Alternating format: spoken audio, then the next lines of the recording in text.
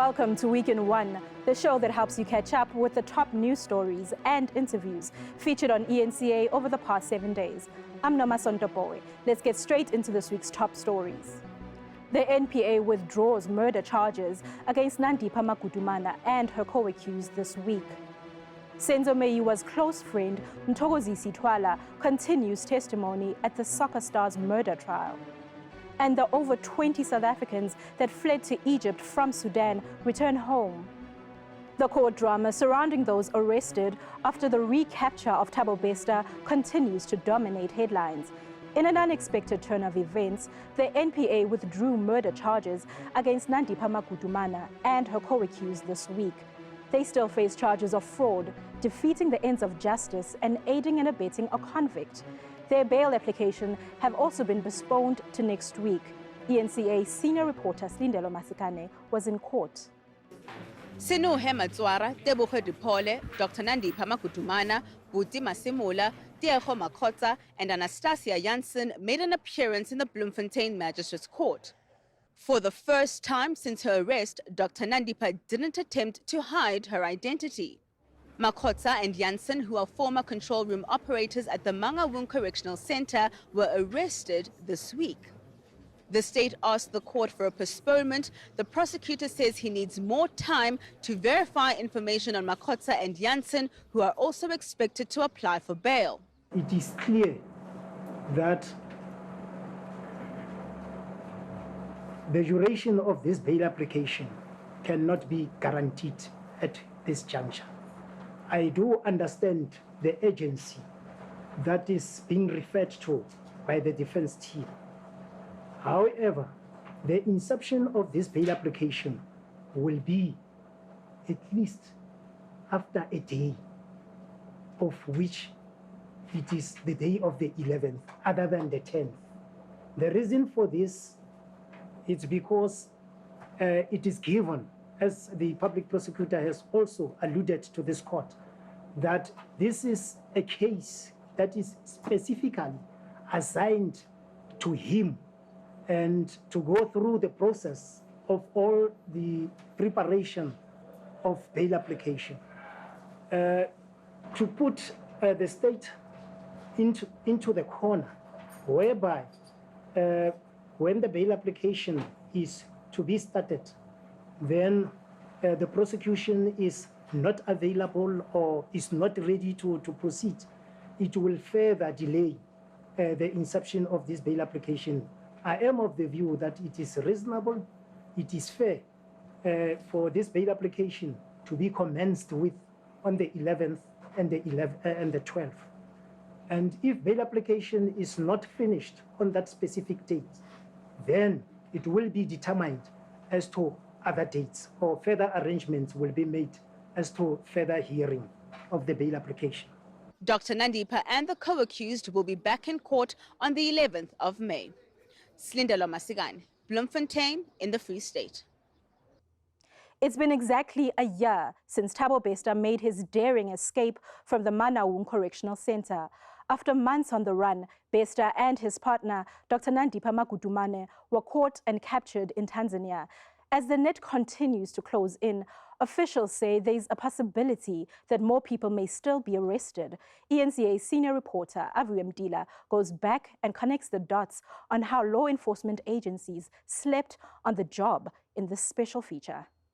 They knew long beforehand, as your question implies, Honourable Mr. Engelbrecht, long before, but were closing their eyes to it.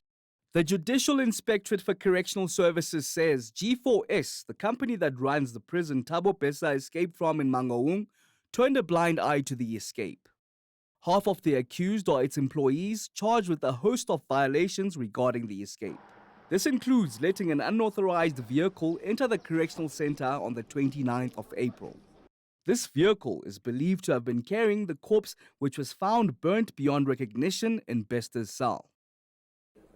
The incident book, where it was recorded that the vehicle had entered and 8 minutes later had left the facility, suggests nothing untoward with that entry. So by any independent party looking at that log, they would not have detected anything untoward. Your staff didn't report it for some odd reason. How many people are on duty at the gate? One. I'll ask my colleagues to, I don't know what that answer is. A day later, on the 30th of April, Besta is transferred to a single cell, cell 35, which is positioned near an emergency exit. 3 days later, on the 3rd of May, Besta escapes with glaring faults happening around the time of his escape. The CCTV system was fully operational, except for the cameras covering the Broadway unit, where inmate Besta was held, and the administrative building. The video cameras for these two buildings function off the same power circuit. And power to that circuit failed for at least 8 hours during the time Besta is believed to have escaped. CCTV technician Teboho Lepolo stands accused of tampering with it. Another accused, Senzo Meyiwa, the on-site duty supervisor on shift the night Besta escaped, failed to follow clear Mangaung Correctional Center procedures. This person failed to complete his inspection rounds according to policy. This individual failed to attend to incidents on time. This individual directed staff to insignificant tasks. He ignored a call to attend a report of smoke in Broadway, cell 35, where inmate Besta was housed. And he failed to properly account for his movements and actions on the night of 2 May and the morning of 3 May. Just a day after Besta's elaborate escape, the autopsy revealed that the charred corpse was not his. The height and mass didn't fit Besta's, and the person suffered blunt force trauma, which pointed out that he was dead before the fire. The police too already had knowledge that Dr. Nandipha Makutumana was claiming bodies from the mortuary and was at the Gauteng High Court with the intention to cremate the body that was masqueraded as Besta's. Constable Legoa was in the Naval Hill police station when he noticed that Dr. Nandipha Makutumana had persistently been coming to claim corpses, and he put a stop. That triggered her urgent application. She didn't bring it in Bloemfontein, where the death occurred. She didn't bring it in Bloemfontein, where the refusal occurred, where the locus was. She brought it to the North Gauteng High Court with a Skelmstreek. And a brigadier in charge of legal services in Bloemfontein got an SMS on an afternoon in Bloemfontein, and she said, "What's this about?" The said brigadier would urgently intervene and reclaim the corpse that has now been identified as the body of Katlego Mpolo. If she'd not put in that notice of opposition to Dr. Makutumana's Pretoria High Court application, this would have had a very different history. In August 2022, with all the evidence of Besta's escape at the disposal of the law enforcement agencies, the DNA test confirmed that the body found charred in the cell was not Besta's. After failing to get an email response from the Correctional Services Minister on Besta's escape, the Judicial Inspectorate for Correctional Services gave the Minister a call, informing him of what had transpired. The Minister expressed concern. He made a joke with me this morning. He said this morning that when I first mentioned it to him orally, he thought that I'd smoked something. I was shocked to the core, and I did mention it to the judge that this is something else. A case regarding Besta's escape would only be opened in January this year, with G4S formally acknowledging the escape in March.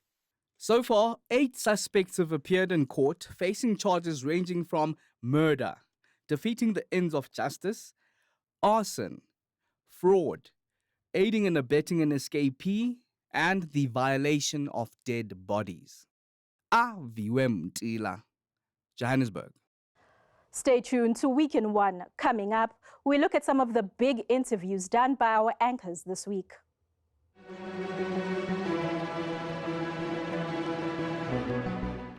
Welcome back to Week in One. I'm Noma Sontopowe. Rolling blackouts, the collapse of infrastructure, and rampant crime. Is South Africa on its way to being a failed state? That was the question we posed in this week's Special Focus. eNCA anchor Dan Moyane spoke to Business Unity South Africa's president, Bonang Mohale, about this crisis. The country is facing a myriad of crises, if you want to say, and every day reveals another one. But there's an argument between people who say, no, we're still okay, we're not a failed state, or maybe we might be failing, we're not sure. But I saw your views, I read about your views just a few weeks ago, where you were very unequivocal. We are a failed state, are we? I think, you see, countries like farms, like airlines, take a long time to die. So whilst we are arguing about semantics, die they do. So I would argue that not only are we a failed state, but we are both a failed and a mafia state. We are on record as saying we have more than 10 organized crime syndicates that operate as the mafia. In fact, in South Africa, you've got a more than 80% chance of getting away with crime once committed. So it's complex. It's not only are we a failed state in your view, we're also a mafia state. So our state has been criminalized. Absolutely. But also let's look at how it manifests. So first, inequality is widening. Racism is at an all-time high. It's black graduates that are roaming the streets hopelessly. Crucial infrastructure is laying in decay. Public education has collapsed. Public health care continue to fail the poor and the miserable. In fact, lawlessness has now become an epidemic. So if we are there already, who should begin to take us out of there? And in the context of there's a general election coming up next year, and we hear these political parties, including the governing party, the ANC, saying they've got plans to change things are going to improve. What should change? So we've always had plans. If there was an Olympic sport about development of plans, South Africa would win hands down. You'll remember RDP was the first. After that, it was GIE, then as Giza, NDP 2030. Our problem has never been plans. Our problem has always been doing the execution. It is General George Patton who reminds us that great wars are won by good execution, not great plans, because good execution will save even a mediocre plan. In fact, it gets worse. We are now holding the world record for all the wrong reasons. The most unequal society in the world. 2010, we took over from Brazil, Gini coefficient 0.63. We have the highest unemployment rate in the world at almost, whether you say 36 or 46%, it doesn't matter, whether it's an expanded definition. That unemployment is worse than countries that are at war.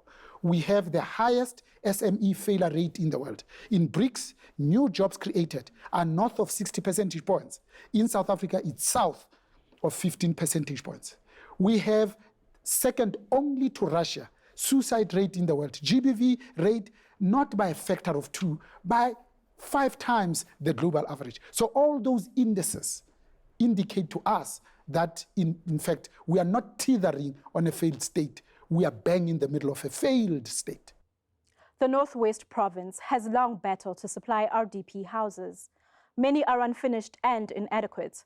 The South African Human Rights Commission will be conducting a provincial inquiry following numerous complaints. Shirley Mlombo, the Commission's Northwest Provincial Manager, spoke to eNCA anchor Tumelo Mthutwane about this issue. Shirley, thank you so much for your time and good morning to you. I understand you have been receiving quite a number of complaints regarding these RDP houses. What do these complaints include? The complaints in the main relate to incomplete RDP houses, as well as houses that were completed, but because of shoulder work, they are inadequate.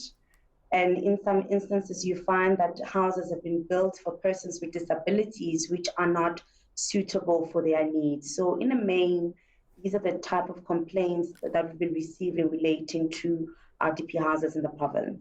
And I understand it's a knock-on effect because if RDP houses are not completed or they're inadequately built, it means that then, they can't be occupied. This results in them being vandalized, and it's a waste of money, I suppose, altogether. Yes, of course, they cannot be occupied, and it perpetuates the challenge of homelessness in the country, and it feeds into the phenomena of informal settlements. So instead of us moving forward to ensure that people are provided with adequate housing, we seem to be stagnating as a province. What about some of the complaints, Shirley? I understand you've been receiving that some of the houses actually have been, built, but they were building materials that are of poor quality, that even the occupiers' lives are at risk when they're inside those houses. Yes, some of them, because of the shoulder work, there are clearly visible cracks. Some of them, they appear to be structural in nature, which can pose harms to people's lives. So we are concerned about some of these complaints that we've been receiving, but of course the purpose of the investigation is to look deeper into these issues and to verify some of the complaints through the site inspections that we'll be conducting from tomorrow until the 9th of April. After the break, we bring you the highlights of the Senzo Meyiwa murder trial.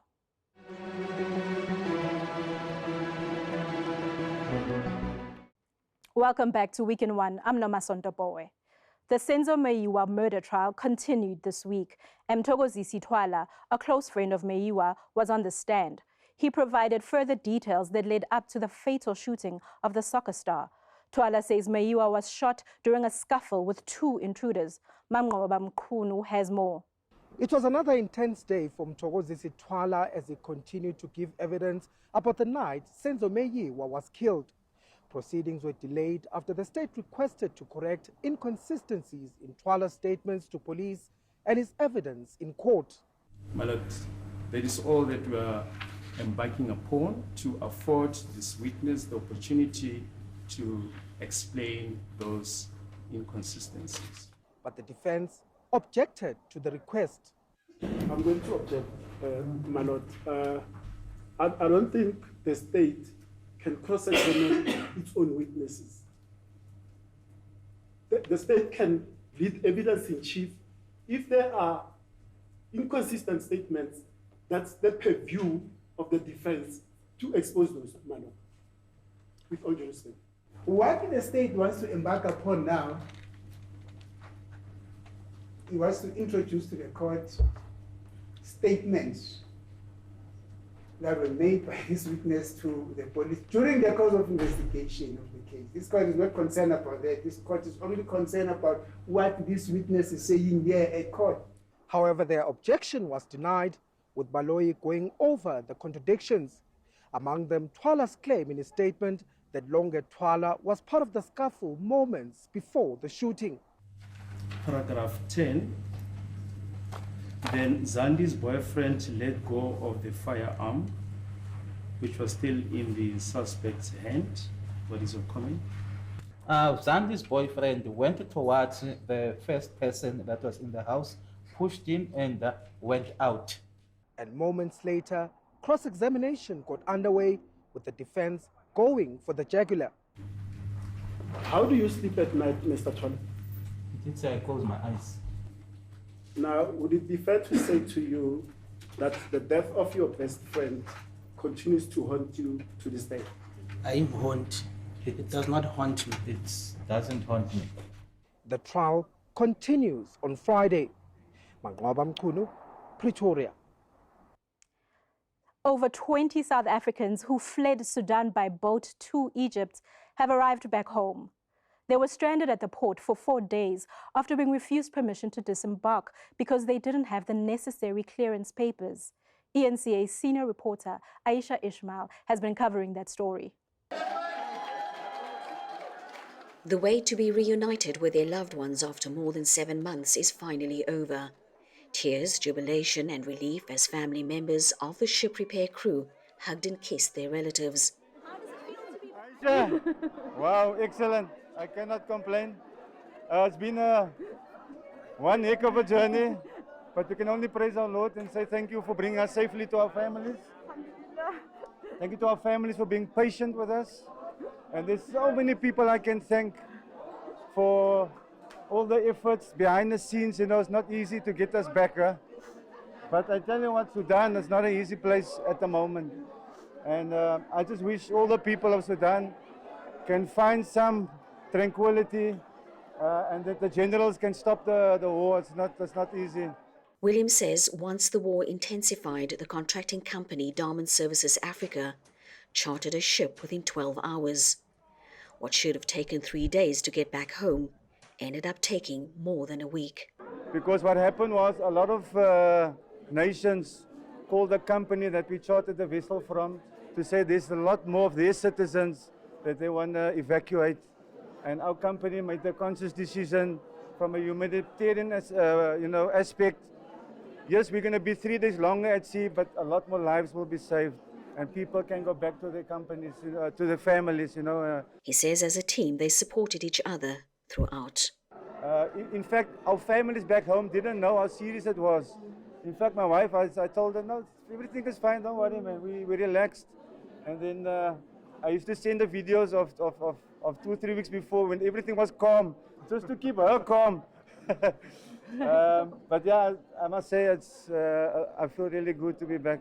So we're just so glad that we can get these employees back again with their own families. That's most important and paramount from our point of view. With only 2 weeks shy of completing their project in Sudan, crew members say they take pride in their work and will be going back to finish where they left off. It's just a matter of time.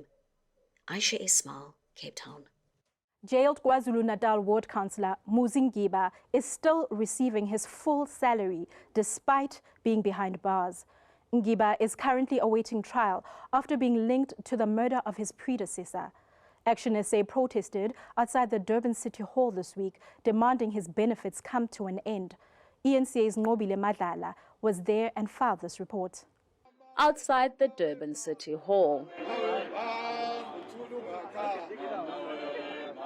Action SA picketed over Councillor Muzi Ngiba getting his full salary while imprisoned. Ngiba's awaiting trial after being linked to the murder of his predecessor, Siyabonga Mkhize, in May last year.